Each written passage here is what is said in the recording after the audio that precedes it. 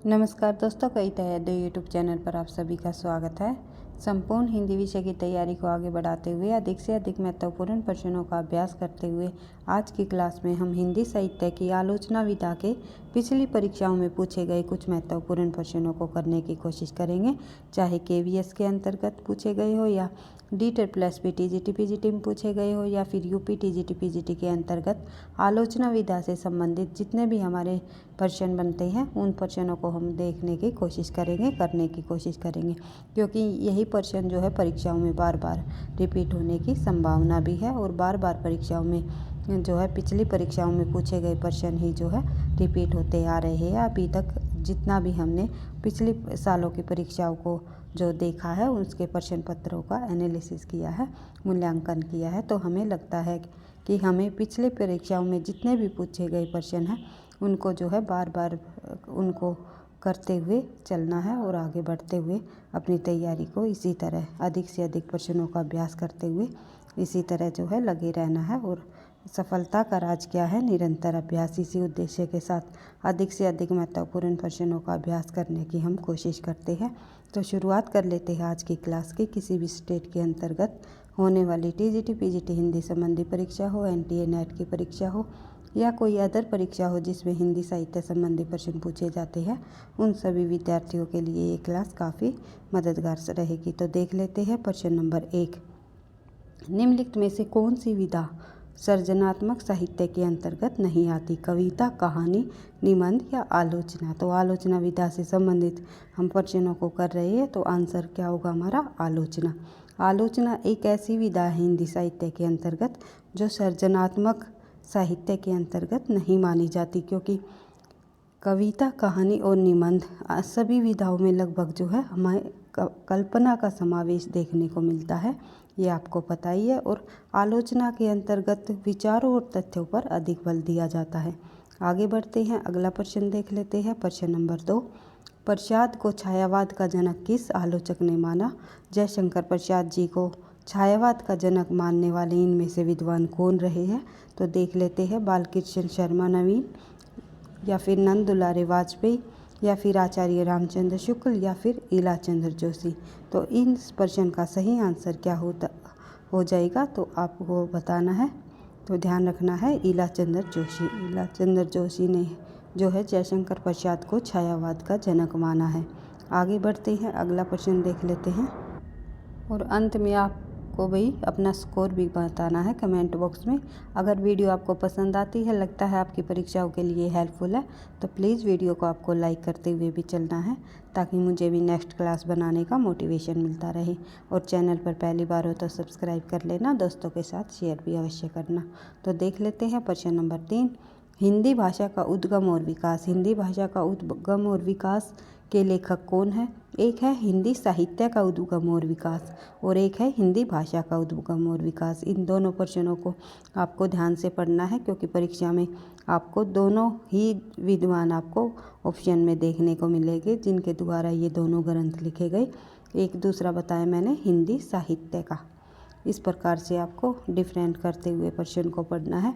तो अब आपको इसका आंसर बताना है। सबसे पहले हिंदी भाषा का उद्गम और विकास डॉक्टर नागेंद्र, रामचंद्र शुक्ल, हजारी प्रसाद द्विवेदी या उदय नारायण तिवारी? तो आंसर हो जाएगा हमारा उदय नारायण तिवारी।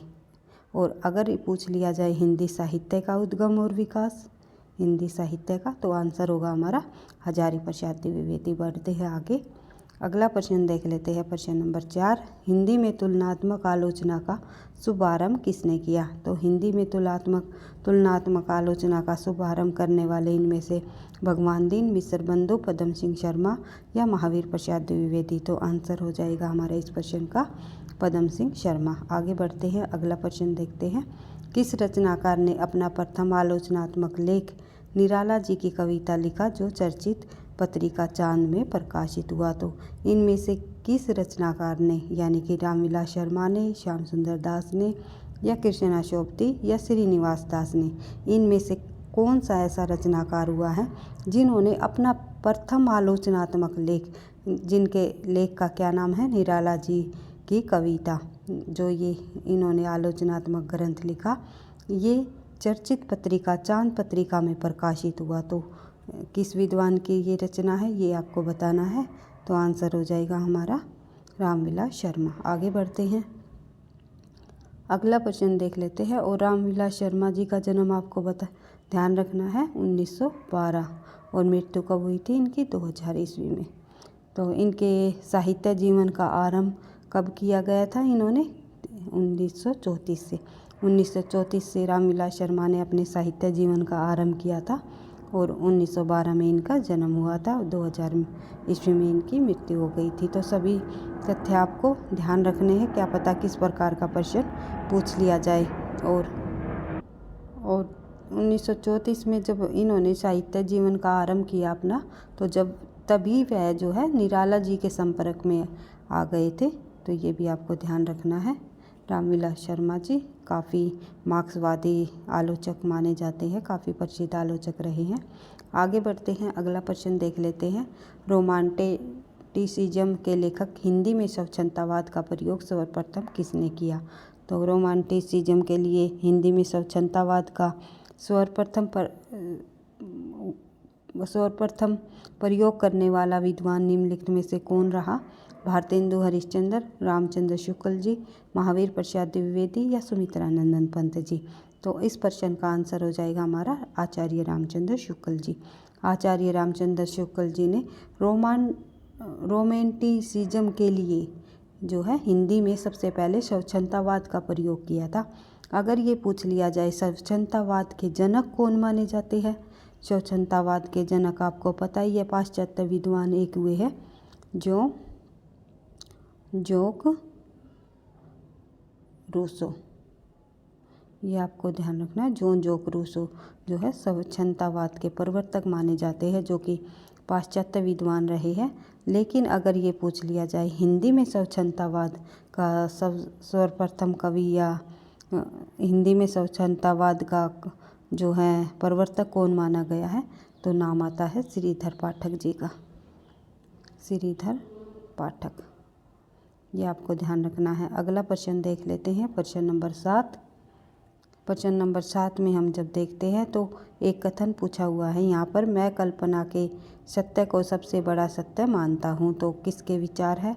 तो ये कथन किसके द्वारा कहा गया है कि मैं कल्पना के सत्य को सबसे बड़ा सत्य मानता हूँ?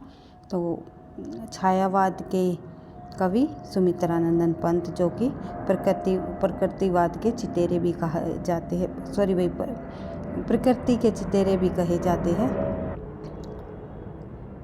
प्रगति बोल दिया मैंने, प्रकृति के चितेरे कवि कौन कहे जाते हैं? सुमित्रानंदन पंत जी।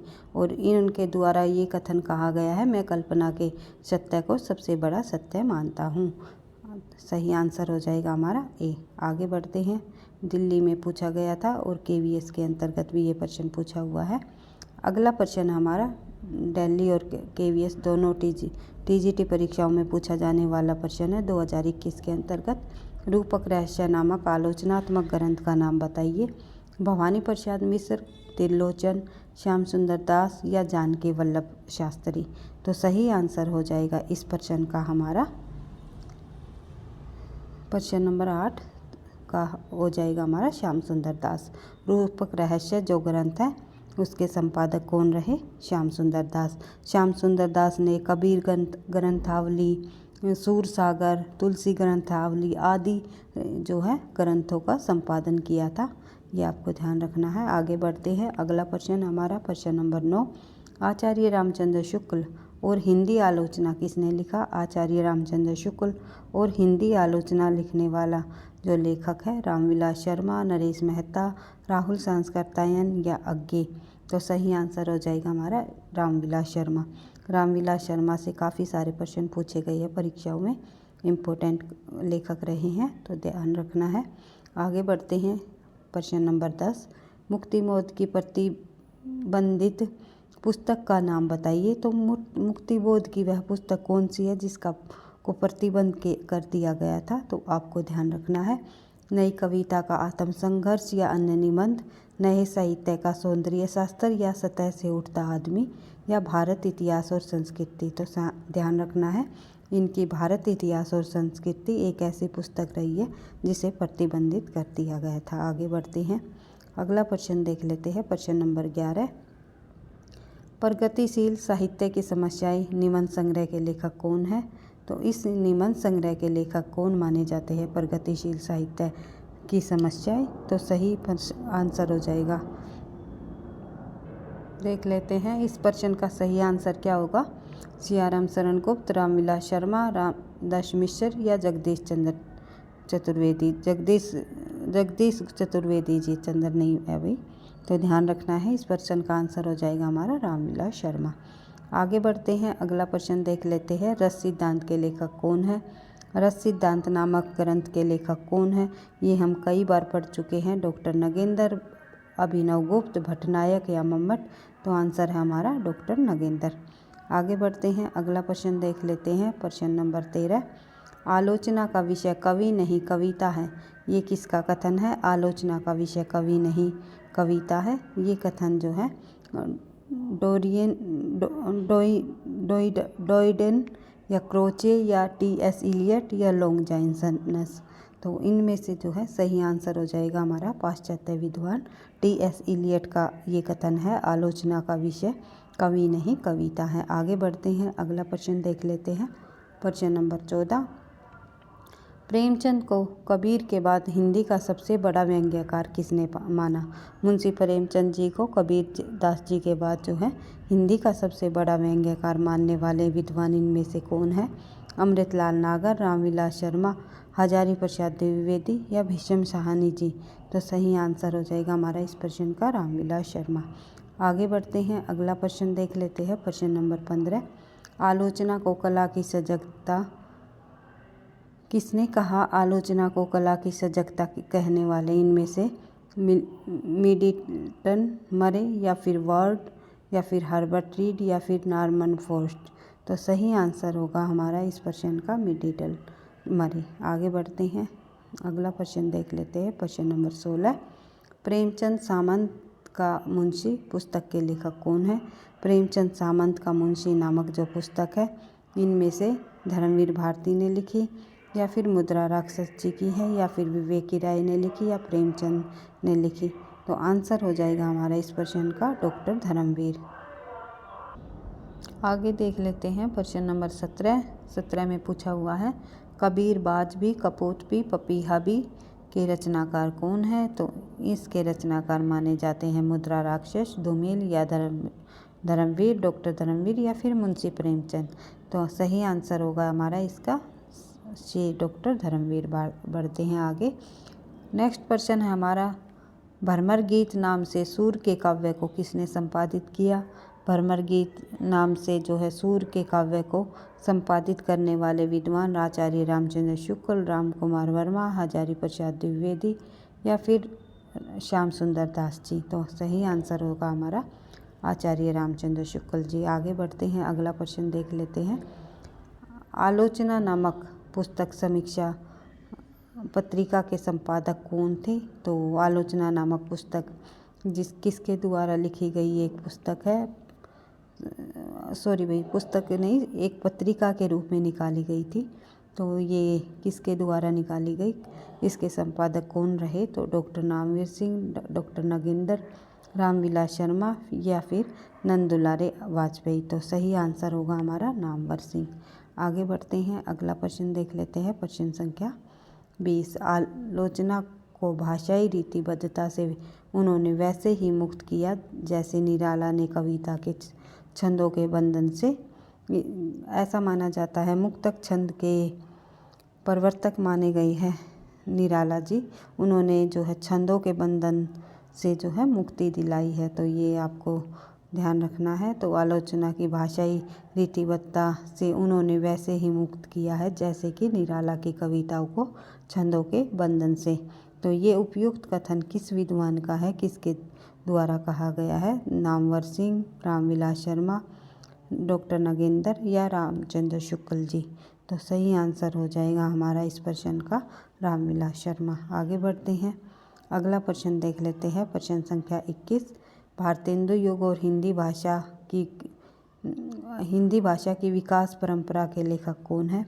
भारतेंदु युग और हिंदी भाषा की विकास परंपरा के लेखक जो है नामवर सिंह, रामविलास शर्मा, लक्ष्मीकांत वर्मा या विजय देवनारायण शाही। तो इस प्रश्न का भी आंसर हो जाएगा हमारा रामविलास शर्मा। आगे बढ़ते हैं, अगला प्रश्न देख लेते हैं।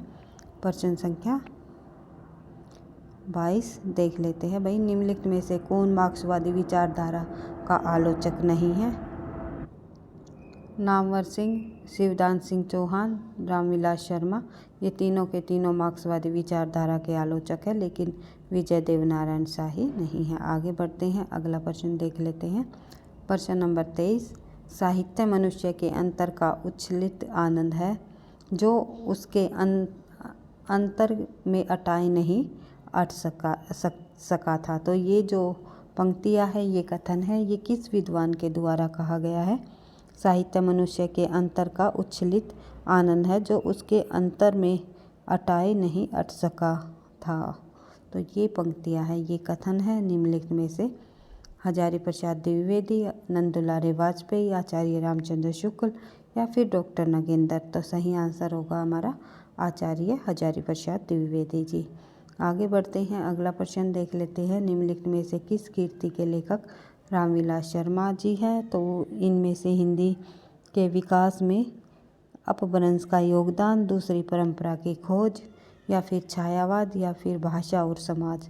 तो इनमें से रामविलास शर्मा जी की जो कीर्ति है वो है यहाँ पर भाषा और समाज। और अन्य जो ये तीनों कीर्तियाँ हैं, ये आप लोगों को जो है देख करके कमेंट बॉक्स में अवश्य बताना है कि किसकी आलोचक की ये कीर्तियाँ है। आगे बढ़ते हैं, अगला प्रश्न देख लेते हैं।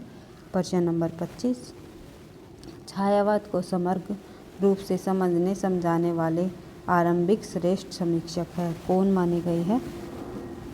रामचंद्र शुक्ल जी या फिर पंडित नलिन विलोचन शर्मा जी या फिर जो है नंदुलारे वाजपेयी या डॉक्टर नगेंद्र। तो सही आंसर होगा हमारा नंदुलारे वाजपेयी। आगे बढ़ते हैं, अगला प्रश्न देख लेते हैं। आलोचक के मुख से किस आलोचक के व्याख्यानों का संकलन है? तो आलोचक के मुख से किस आलोचक के व्याख्यानों का संकलन माना गया है? तो आंसर हो जाएगा हमारा नामवर सिंह। आगे बढ़ते हैं, अगला प्रश्न देख लेते हैं।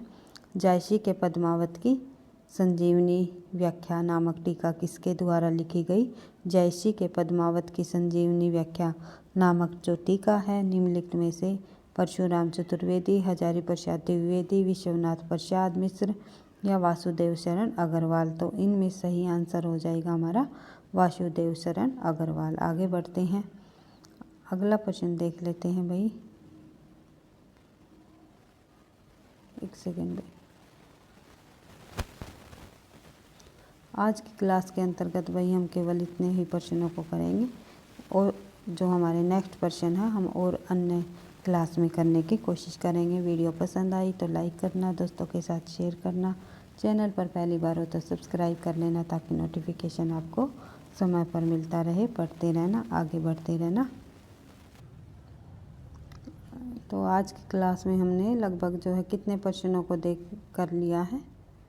28 प्रश्नों को। हमारा अंतिम प्रश्न रहता है, देख लेते हैं भाई। आचार्य नंदुलारे वाजपेयी को श्रेष्ठवादी आलोचक किसके द्वारा कहा गया?